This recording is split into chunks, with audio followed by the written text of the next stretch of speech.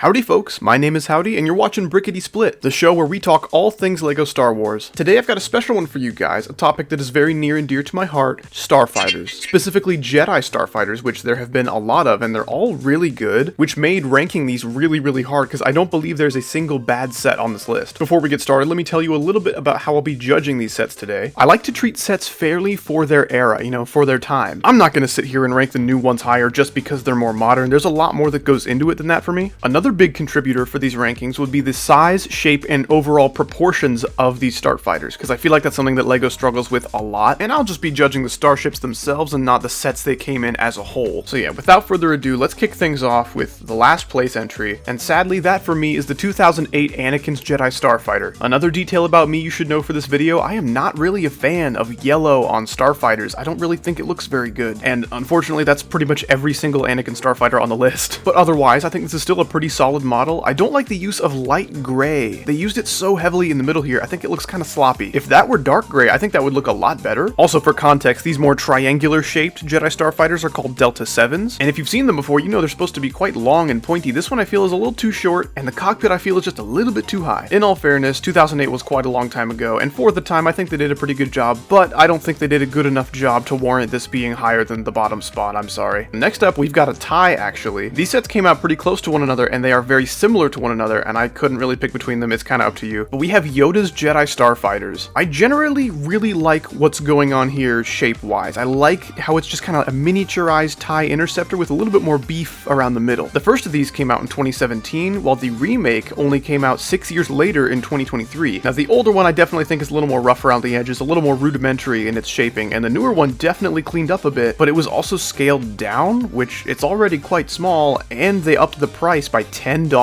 And I really don't think only 6 years of inflation justifies a $10 upcharge on a smaller ship. Also, no third figure in either of these, both are just Yoda and R2. But yeah, these are still really cool builds. I like the newer model better, but it is so much more expensive, so they kind of have to share a spot down at the bottom. Okay, up next, this one is a classic. I've always loved this set. Most of you guys probably thought it would end up at the very bottom of this list, but we have the 2002 Obi-Wan's Jedi Starfighter. I think this set is so slept on. I couldn't really rationalize putting it any higher though. It is definitely showing its age, I can't deny that, but I mean the shaping here, they kind of nailed it. Nearly every Delta 7 like this that LEGO has made is quite a lot shorter, which I feel is inaccurate. I'll throw up some images of the source material, you guys can be your own judge there, but I think this one over 20 years ago nailed the shape better than most, and that's kind of hilarious. Now the angle of these wings unfortunately was kind of stuck in that like perfectly flat, like horizontal position. You could angle them down a little bit, but it generally would want to stay completely flat, and that was a little bit unfortunate.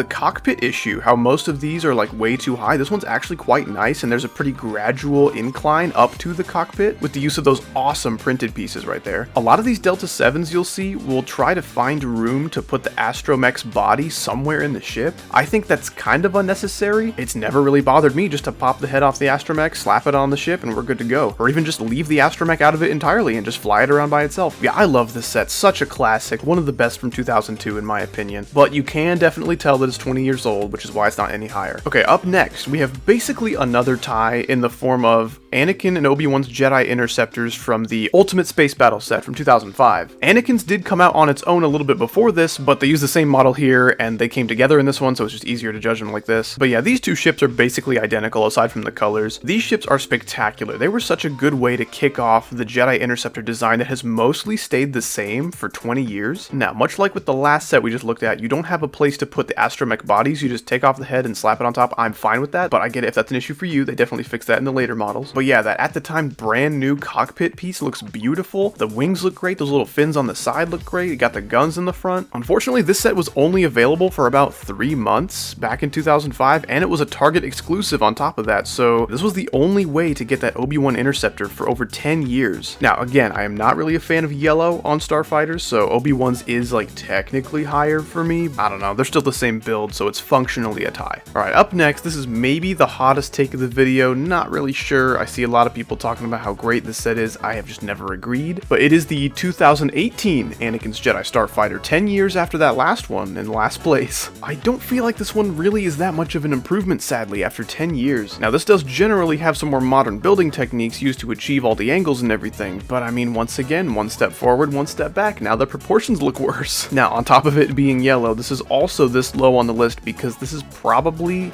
the most bothersomely high cockpit on one of these ships. It really bothers me. I'm also really not a fan of the way they use these sloped pieces at the front to achieve that shape. I just don't think that's how it should look. Also, there are some pretty bad gaps between the fuselage and the wings there. Now, I wanted to put this even lower, but I'm trying to hold myself back and still give credit where it's due. This is a pretty cool, modernized version of the last one, but the proportions are somehow worse, and that just really bothers me. Okay, up next, this one has very similar proportion problems to the last one we just looked at, unfortunately, but we have the 2017 Obi-Wan's Jedi Starfighter. This one came with an awesome hyperdrive ring, an awesome Jango Fett figure. I think the front end of the ship is like pretty much perfect, but then it gets pretty tall and pretty ambitious towards the cockpit. Now, it is like functionally ambitious because you can take off that big chunk in front of the cockpit and stuff R4's body down in there. Again, that's never really been a feature that I need in my Starfighters, and this thing is covered in stickers, but they are really nice stickers, I will grant them that. And if you don't mind the proportions too much, this is one of the cleanest looking Starfighters, especially in that hyperdrive ring that it comes with. Super, super cool. Okay, up next, I wanted to put this one higher because there's nothing really wrong with it. The next couple Starfighters I feel are better by like just a hair, so this was knocked down a couple spots. But this one is the 2009 Ahsoka Starfighter. This was actually only LEGO's third attempt at making a Delta 7 after Obi-Wan's in 2002 and Anakin's the year prior in 2008. And this one's really smooth and really sleek. My problem with it is that it's just too short. If they made this like 2 or 3 studs longer, that would definitely put it a couple spots higher for me. Another way that a lot of these Jedi Starfighters will try to deal with the astromech situation is they'll just have a giant rectangular hole cut out of the top of the ship and they'll just plop the whole droid down in there. I think that's fine. There is quite a large gap going on in there. If there was some kind of small, thin cover you could put on top of the droid to cover up that gap but still leave its head poking through, I think that would be perfect. That is not something LEGO has ever tried, unfortunately. But yeah, nothing really wrong with the set. I think it's super cool, but everything else is just a little bit better. Okay, we're about at the middle of the list now, and this one really hurt to put this low. But we've got the 2011 Mace Windu's Jedi Starfighter. Man, Mace Windu's my freaking boy. I wanted to like his Starfighter more than I do. Mace Windu had an awesome purple Jedi Interceptor from the original Clone Wars series back in 2003 to 2005, and I think a purple color scheme would have really gone great in this Delta 7, but they just did none of that. How about some tan and some maroon and some green, and that's okay, I guess, but even the astromech is like, hey man, can we be blue or purple or... No! Oh, okay, bye-bye. But yeah, this has a very similarly gradual incline up to that cockpit, just like Ahsoka's Starfighter we just looked at, which is great.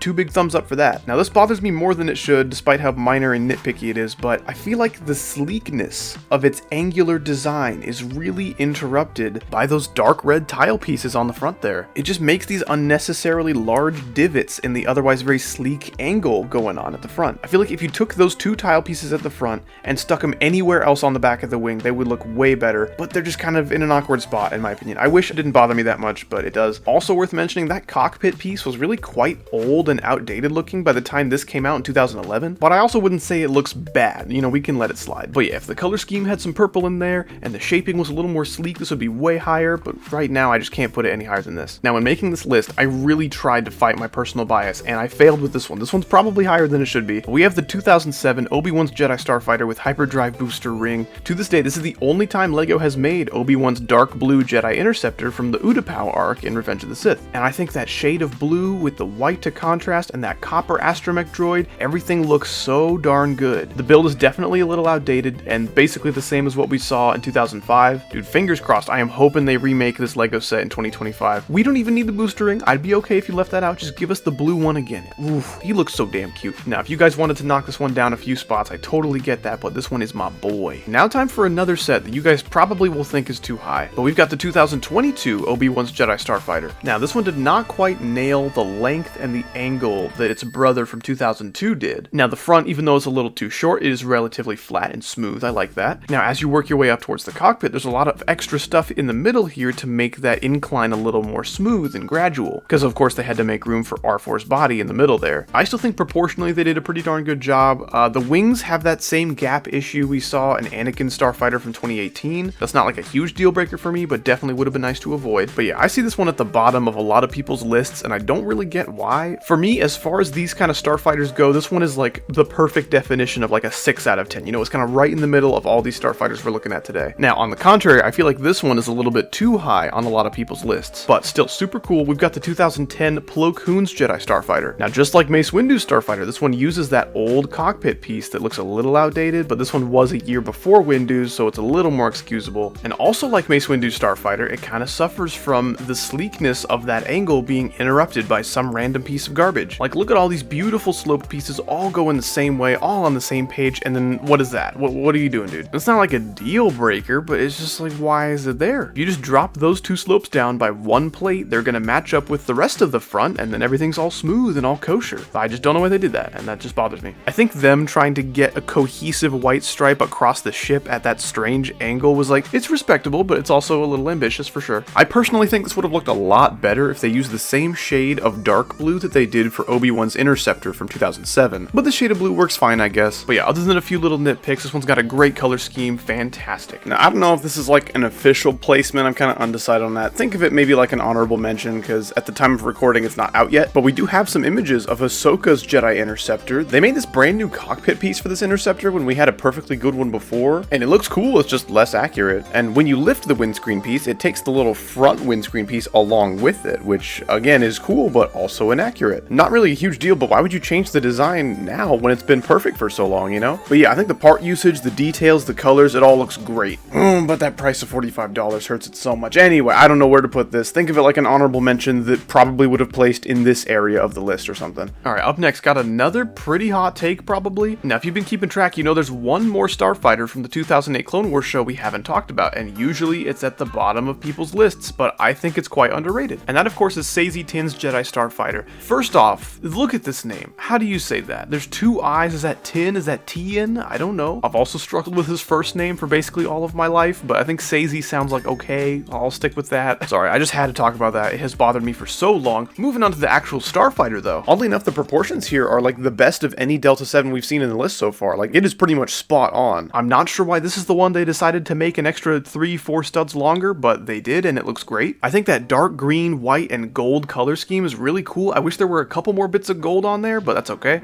The cockpit definitely is a little high. If it were a little lower, it would have made it maybe a spot or two higher. There's a couple random black pieces that I feel would match better if they were dark green, but that's okay. And the cockpit for some reason can detach as its own little like escape pod thing, which is super cool. I need to brush up on my 2008 Clone Wars lore because I don't really remember if that's something that ever happened in an episode, but it's just kind of random and I think it's kind of cool. Maybe Plo Koon could have benefited from that escape pod feature. I bet he was a little jealous about that, but I digress. But yeah, on top of everything else, this ship proportionally gets right. It was also the first Delta 7 that LEGO made to use the new bubble cockpit piece instead of that old thing. Just the whole thing looks super clean, super smooth. I love it. Moving on now, we've got the newest ship here on the list today, and that is the 2024 Jedi Bob Starfighter. I mostly covered my feelings on this one in the last video, but super cool ship, a bit overpriced for sure. The angles here are super sleek, especially leading from the tip up to that cockpit, because they don't have to make room for an astromech droid in the middle there, just some blue milk and a banana for some reason. But yeah, there's no real like movie source material for this, because it's just from a LEGO show, so I mean, it's as accurate as it gets, I guess. Not really an original color scheme, being red and white, but still looks very good. I of course love those engines on the front, I love the guns on the side. This guy's built for war, and I love it, and definitely worthy of one of the higher spots on this list. Okay, up next, fittingly, we have our third tie, and that is between the 2014 Anakin's Jedi Interceptor and the 2016 Obi-Wan's Jedi Interceptor. Why they spaced them out 2 years, I don't know. And once again, these are similar designs, but Obi-Wan's is actually quite a bit more modern looking in my opinion for only being 2 years later, but Obi-Wan's is sadly so much worse in just one way, and it really bothers me. And that's the little seat for the astromech. Look how high R4 has popped up out of the ship. What are you doing? I mean, that is one perky gentleman. It is not time to be up right now. Go lay down, dude. I'm not sure how that made it past LEGO's like testing team. Like, yeah, let's just have a seat for R4 that's like 3 inches deep. That'll be fine. And Anakin's from 2 years prior didn't have this issue. Obi-Wan's was an upgrade in so many ways, but not that. How did they mess that up that bad? I don't know. Again, I'm a broken record, but yellow on Starfighters I think looks bad. The maroon of Obi-Wan's looks so much better, despite how brittle those pieces are. I really wanted to put Obi-Wan's a spot higher, maybe even 2 spots higher, but they have to tie here. It's just, that is so bad. Alright, up next, a pretty forgotten Starfighter, I feel. A lot of people just don't talk about this one when talking about the best starfighters, and it has always been one of my favorites despite being a pretty overpriced set. But we have the 2012 Anakin's Jedi Interceptor, the green edition, the Mustafar edition. I also just realized this now, but both of the Jedi Starfighter sets that came out in 2012 were green, being this one and Saesee Tinn's. And much like that Saesee Tin Starfighter, I think the green looks so good here. This design looks so good. I have basically one problem with it, and that's that these